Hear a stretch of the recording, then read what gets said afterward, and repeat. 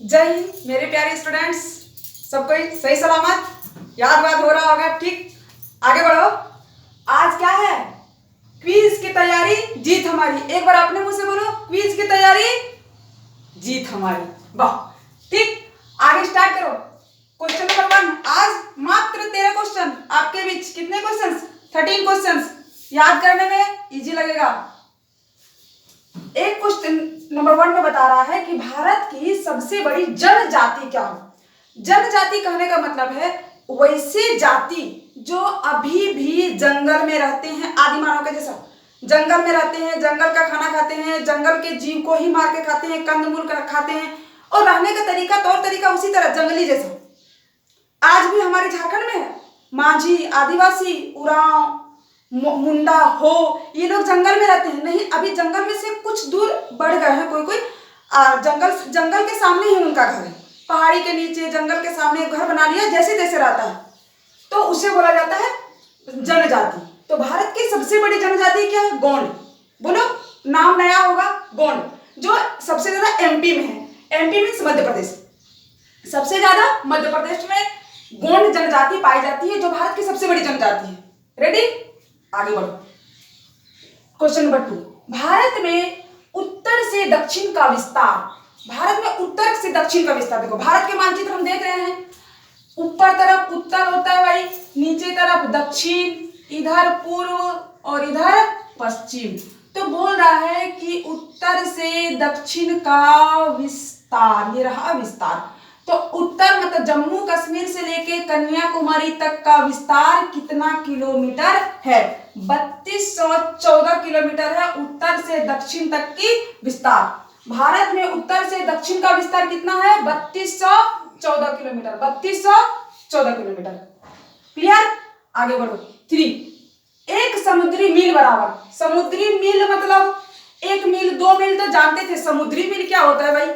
मतलब समुद्र को मापने वाला कि समुद्र कितना मील बड़ा, उसको एक समुद्री मील बोला जाता है। और एक समुद्री मील बराबर होता है 1.85 किलोमीटर। 1.85 किलोमीटर बराबर हुआ समुद्री मील। क्लियर, आगे बढ़ो। 4। सबसे प्राचीन पर्वत। प्राचीन, प्राचीन का मतलब हुआ बहुत पुराना।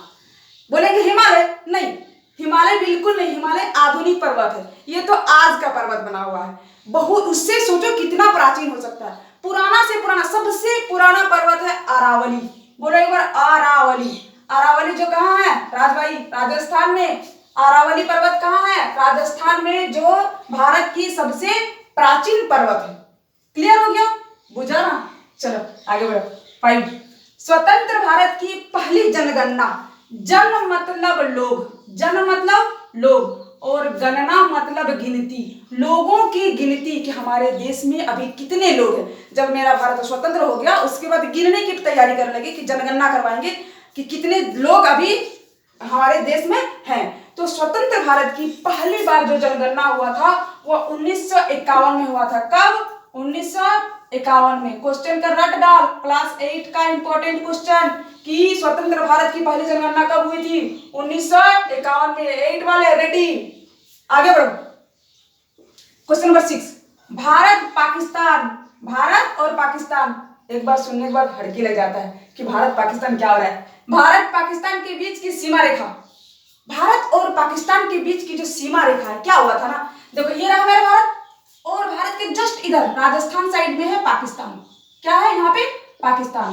तो जब 1947 में भारत और पाकिस्तान का विभाजन हो गया, मतलब बंटवारा हो गया, तो बोल दिया कि हम लोग को लाइन दे दो। हम लोग भी जिस तरह घोरना दे देते ना, बस दैट लाइन दे दो कि मेरा इधर भारत और इधर पाकिस्तान। भारत वाला पाकिस्तान नहीं जा सकता, पाकिस्तान वाला भारत नहीं आ सकता। और यदि आ सकता है, जा सकता है, तो उसके लिए कुछ ना कुछ कंडीशन को फॉलो करना होगा। क्लियर? तो ये जो भारत और पाकिस्तान का सीमा रेखा है यहाँ पे, उस सीमा रेखा का क्या नाम है? उस सीमा रेखा का नाम है रेड क्लिफ। क्या नाम है? Red Cliff. याद रखने का एक छोटा तरीका बता दे। भारत और पाकिस्तान युद्ध, खून खराबा, लड़ाई, खून निकलता है, खून का रंग रेड, इसी के नाम पर रेड क्लिफ। याद रखने का तरीका, लेकिन किसके नाम पर पड़ा है? सीजे रेड क्लिफ। सीजे रेडक्लिफ के नाम पे भारत और पाकिस्तान सीमा रेखा का नाम रेडक्लिफ पड़ा। पूछ सकते हैं क्वेश्चन कि किसके नाम पर रेडक्लिफ भारत पाकिस्तान सीमा रेखा का नाम पड़ा है? सीजे रेडक्लिफ के नाम पर 1947 में भारत पाकिस्तान सीमा रेखा का नाम क्या है? रेडक्लिफ, जो कब पड़ा था? 1947 में।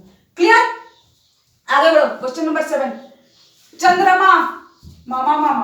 चंद्रमा पर पहुंचने वाला प्रथम अंतरिक्ष यान, चंद्रमा पर सबसे पहले कौन सा अंतरिक्ष यान पहुंचा था?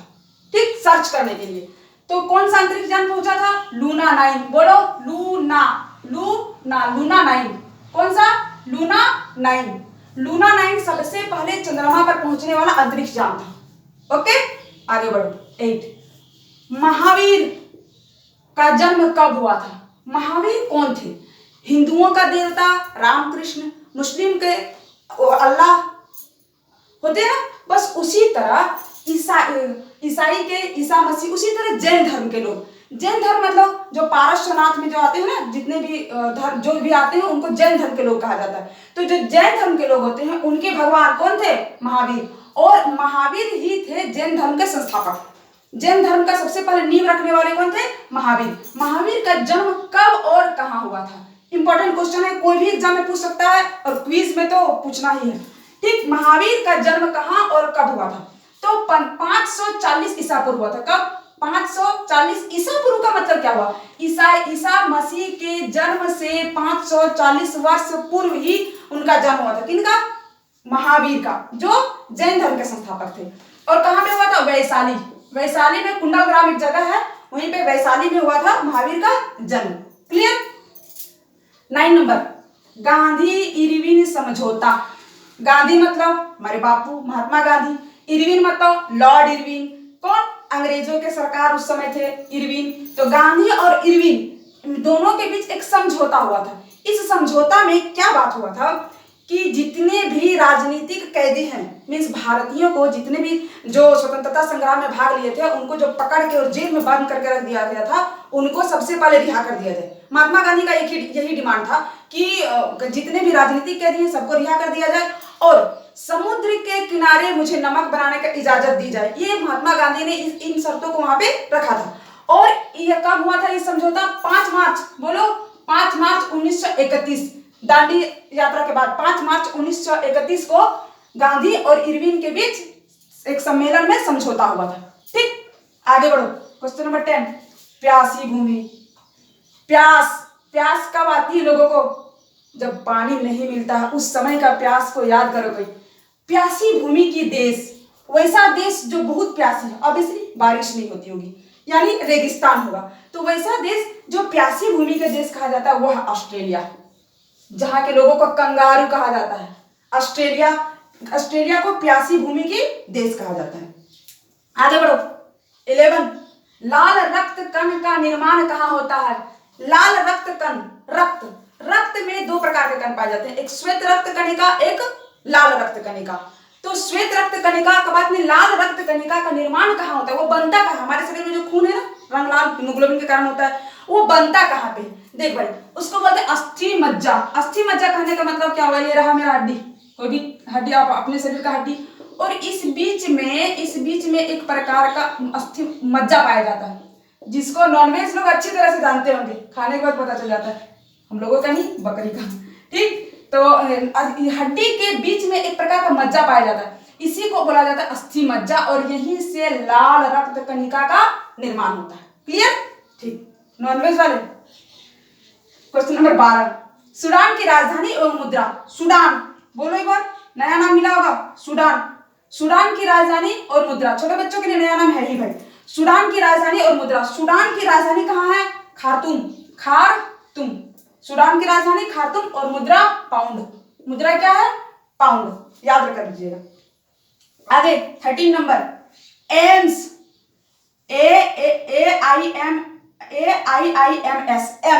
एम्स का फुल फॉर्म। एम्स क्या होता है?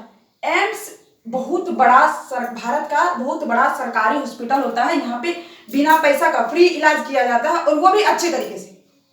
आगे देखो, इसका फुल फॉर्म क्या होता है? ऑल, ए से ऑल, आई से इंडिया, फिर आई से इंस्टीट्यूट ऑफ मेडिकल साइंसेस, ठीक, जो कहाँ पे है, दिल्ली में। बोलो एक बार, all India institute of medical sciences. All, A से ऑल, आई से इंडिया, फिर आई से इंस्टीट्यूट, इसको क्या पढ़ेंगे, institute, institute of medical sciences, जो दिल्ली में है। और हाँ, झारखंड में भी है। कहाँ, झारखंड के देवघर जिले में नया एम्स का निर्माण किए हैं मोदी जी ने। तो ये हम लोगों के लिए भी बहुत अच्छी बात है कि कभी भी हम लोग जरूरत पड़े तो इलाज करवा सकते हैं। तो हम लोगों ने ये 13 क्वेश्चंस को देख लिया। आज का क्लास यही ऑफ होता है। जय हिंद, जय भारत।